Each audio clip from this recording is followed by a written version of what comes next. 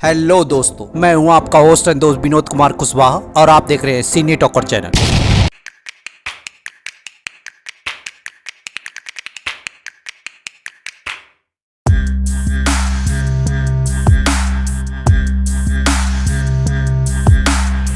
तो आज के इस वीडियो में हम सुपरमैन एंड लुइस सीरीज के सीजन 1 के एपिसोड नंबर 2 को आपके सामने एक्सप्लेन करने वाले हैं।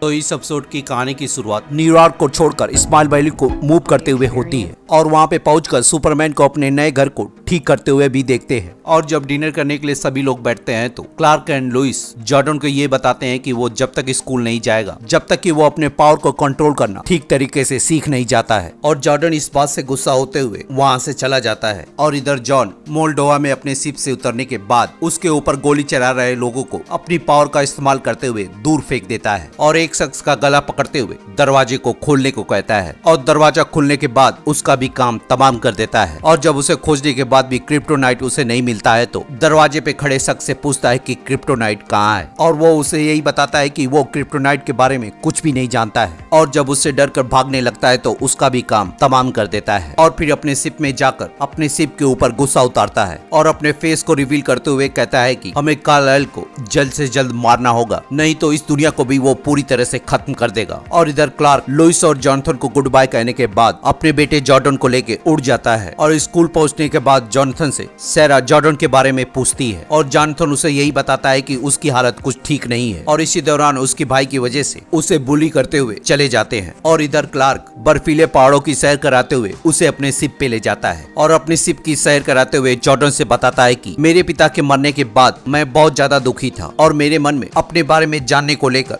बहुत सारे सवाल थे। और तब मैं यहाँ पे आया और मुझे यहाँ पे अपने सारे सवालों का जवाब मिला। और शायद ये जगह तुम्हें भी वैसे ही मदद करे जैसे उसने मेरी की थी। और फिर क्रिस्टल स्टोन को फिट करके उस जगह को एक्टिवेट कर देता है। और फिर जॉर्डन को सुपरमैन के प्लैनेट क्रिप्टॉन का इतिहास बताया जाता है। और इधर हम देखते हैं कि लुइस एक कॉफी शॉप में बैठकर मॉर्गन एज के ऊपर आर्टिकल लिख रही है। और बाद में उसी कॉफी शॉप में लाना और काइल से भी मुलाकात होती है। और वहीं पे लाना अपने घर में हो रही एक पार्टी के लिए उसे इनवाइट करती है। और इधर कार्लाइल अपने बेटे जॉर्डन को अपने पिता से मिलवाता है। और इधर हम जॉनथन को प्रैक्टिस करते हुए और अकेले टाइम बिताते हुए देखते हैं। और लुइस से मिलने के बाद लुइस उसे बताती है कि वो एक काउंसिल मीटिंग को ज्वाइन करने के लिए जा रही है। और अपने पिता के आ जाने की वजह से वो अपने बेटों को लेकर काउंसिल मीटिंग के लिए चली जाती है। और जनरल उसे मिलने के बाद मोल्डोवा के हमले के बारे में क्लार्क को बताते हुए उससे पूछता है कि आखिर उसने तुमसे क्या कहा था। और क्लार्क उसे बताता है कि उसने कहा था कि वो सुपरमैन को बहुत अच्छी तरह से जानता है और हम लोग एक दूसरे से बहुत ही जल्द मिलेंगे। और कर्नल उसे बताता है कि हमने उसके शिप में एक ट्रांसमीटर को सेट कर दिया है और जल्दी हम उसकी लोकेशन ढूंढ लेंगे। और इधर हम देखते हैं कि लुइस अपने बच्चों के साथ उस काउंसिल मीटिंग में पहुंच जाती है। और सारा को देखने के बाद जॉनथन और जॉर्डन उससे मिलने के लिए चले जाते हैं। और सारा जॉनथन से टिमी और उसके दोस्तों की हरकतों के लिए उससे माफी मांगती है, जिसके बाद जॉर्डन को पता चल जाता है कि उसके साथ कुछ बुरा हुआ है। और वहीं पे लुइस कृषि बेपू से मिलती है और उससे बातचीत करते हुए उसे पता चलता है कि कृषि स्मॉल वैली गैजेट की एक न्यूज रिपोर्टर है। और इधर कर्नल क्लार्क से बातचीत करते हुए ये जान जाता है कि क्लार्क ने अपने बच्चों को बता दिया है कि वो सुपरमैन है। और इस बारे में जानने के बाद उससे कहता है कि तुमने अपनी सच्चाई बताकर उनकी इस चाइल्डहुड लाइफ को बर्बाद कर दिया है और मैं बहुत सालों से लुइस की लाइफ को तुम्हारी वजह से बर्बाद होते हुए देख रहा हूँ। और भले ही उसने तुमसे इस बारे में कुछ न कहा हो, लेकिन मैं ये बात जानता हूँ। और आज तुमने एक और गलती करके अपने बच्चों को भी उसी नर्क में झोंक दिया है। और क्लार्क उसको जवाब देते हुए कहता है कि इसकी वजह से मेरी फैमिली एक साथ रह सकेगी। और कर्नल उसे जवाब देते हुए कहता है कि नहीं क्लार्क, इसकी वजह से तुम्हारी फैमिली टुकड़ों में बट जाएगी। और जैसे ही कर्नल को मंगोलिया के बारे में फोन आता है, क्लार्क उसकी बातें सुनते हुए वहाँ से उड़ जाता है। और जैसे ही मीटिंग खत्म होने वाली होती है तो मिस लेन मॉर्गन एज के द्वारा किए गए नई जॉब क्रिएशन के वादों की असलियत बताते हुए उससे पूछती है कि क्या तुम यहाँ पे भी लोगों को सिर्फ बेवकूफ बना रहे हो या फिर न्यू कार्थेज की तरह ही इन्हें भी आधी कीमत पे काम कराओगे। और मॉर्गन एज जवाब देता है कि लुइस लेन जो बोल रही है वो सच है, लेकिन मैं आप लोगों को बता दूं सिर्फ मैं ही हूँ जो यहाँ पे आप लोगों के लिए रिस्क ले रहा है, ताकि मैं आपके साथ मिलकर इस शहर को बर्बाद होने से बचा सकूं और दुनिया को ये बता सकूं कि यहाँ के लोगों की भी जिंदगी इम्पोर्टेंट है। और लुइस लेन को अपने मैसेज में वार्निंग देकर चला जाता है। और कृषि लुइस लेन की तारीफ करते हुए कहती है कि तुम्हारे बारे में जितनी खबरें सुनी थी वो सारी बातें सच निकली है और तुम्हें न्यूज की तरफ जाने की जरूरत नहीं पड़ती, बल्कि न्यूज तुम्हारे तरफ जाती है। और इधर हम देखते हैं कि क्रिप्टॉन की तलाश में जॉन अपनी शिप को लेकर मंगोलिया के साइबेरियन रीजन में पहुंच चुका है। और जैसे ही जॉन वहां पे कूदकर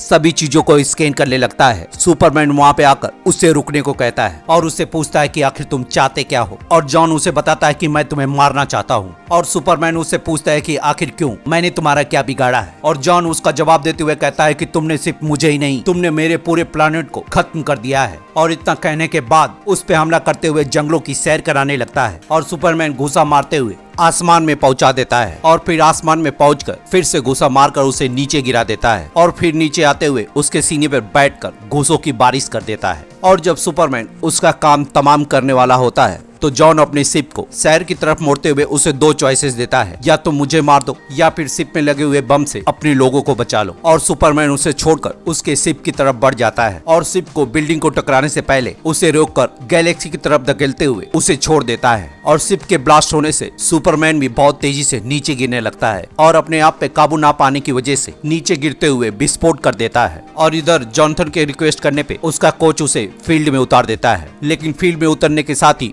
उसकी शुरुआत कुछ ठीक नहीं होती है और यहाँ पे भी टिमी उसका स्वागत उसे गिराकर करता है। और इधर क्लार्क आकर मिस लेन को सारी बातें बता देता है और लेन को ये भी बता देता है कि उसके डैड ये जान चुके हैं कि हमने अपने बच्चों को सारी हकीकत बता दी है। और जब क्लार्क को अपने आर्टिकल को दिखाकर उससे उसका रिएक्शन पूछती है तो वो उसे बताता है कि मॉर्गन एज कभी भी इस न्यूज को पब्लिश होने नहीं देगा। और जब जॉर्डन और क्लार्क फिर से शिप पे जाने लगते हैं तो उन्हें ये सब करते हुए या जॉर्डन को पावर होने की वजह से उसे बिल्कुल भी अच्छा नहीं लगता है। और जब लेन उसे समझाते हुए कहती है कि तुमने अपने भाई के लिए अपने कैरियर और अपने स्कूल, अपनी गर्लफ्रेंड और अपने दोस्तों को भी छोड़ दिया है, इसलिए तुम एक अच्छे भाई हो। जिस पर जॉनथन उससे कहता है कि हम दोनों ने ही जॉर्डन की हेल्प करने के लिए बहुत कुछ छोड़ा है। और इधर जॉर्डन को टेस्ट करने पे पता चलता है कि जॉर्डन के पास सुपरमैन की शक्तियों के बराबर जॉर्डन की शक्तियां सिर्फ 1% है। और इंसानी डीएनए होने की वजह से जॉर्डन को सूर्य से इतनी शक्तियां नहीं मिलती हैं जितनी की सुपरमैन को मिलती है। और इसीलिए उसके पिता उससे कहते हैं कि वो कभी भी तुम्हारे जैसा नहीं बन सकता। और जॉर्डन की ये 2 पल की खुशियां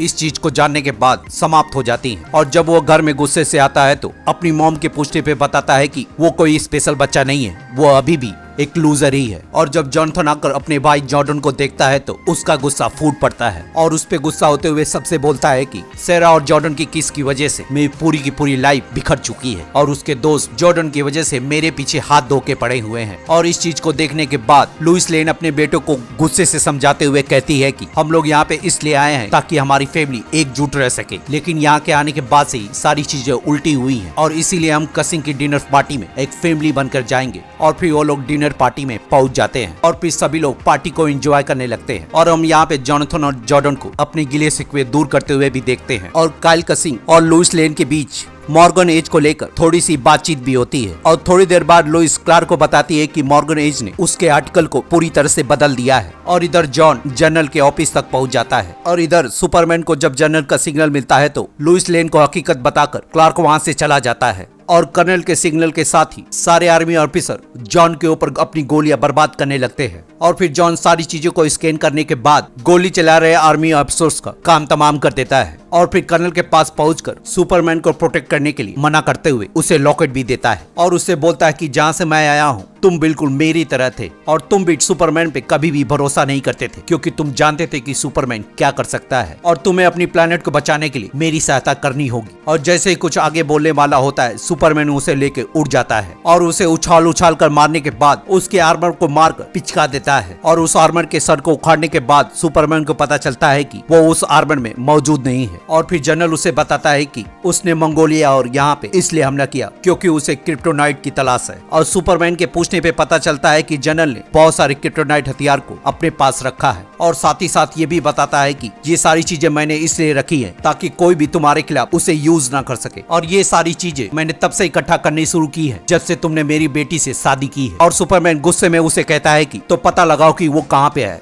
ताकि मैं उसका खेल खत्म कर सकूं। और सुबह होने के बाद अपने बेटों को बुलाकर उनसे माफी मांगते हुए कहता है कि मेरे सुपरमैन होने की वजह से मैं तुम्हारी लाइफ से बहुत पलों के लिए गायब रहा हूँ और मैं हमेशा अपने आप को समझाता रहा हूँ कि सुपरमैन के होने की वजह से तुम दोनों पे इसका कोई असर नहीं पड़ेगा, लेकिन मैं पूरी तरह से गलत था। लेकिन मैं इस दुनिया को बिल्कुल अकेला नहीं छोड़ सकता और ना ही तुम दोनों को ही छोड़ सकता हूँ। और इस समस्या को समझने में और इसको सॉल्व करने में मुझे थोड़ा टाइम लग सकता है, लेकिन मैं हमारे बीच की दूरियों को जरूर खत्म करूंगा। और फिर जॉर्डन को सिग्नल वाली मशीन देकर उसे स्कूल जाने की इजाजत दे देता है। और इधर लोइस लेन डेली प्लैनेट में पहुंचकर मॉर्गन एज के पास पहुंचकर उसे अपनी कहानी बदलने को कहती है और मॉर्गन एज के इनकार करने पे अपना इस्तीफा फेंक कर चली जाती है। और जाते वक्त उसकी सेक्रेटरी उसे बोलती है कि वो तुम्हें बर्बाद कर देगा, जिस पर लेन उसे जवाब देते हुए कहती है कि उसे कोशिश करने दो।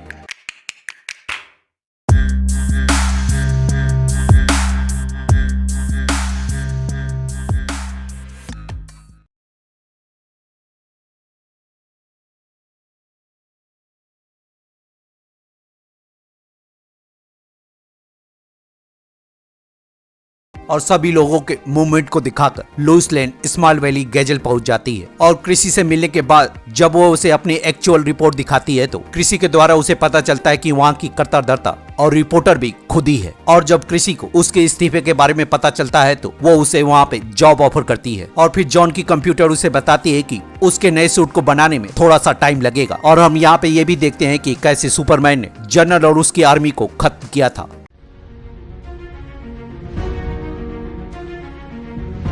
और इसी फ्लैशबैक के साथ ये एपिसोड खत्म हो जाता है। तो मिलते हैं किसी और वीडियो में किसी और टीवी सीरीज को एक्सप्लेन करते हुए। तब तक के लिए शुक्रिया।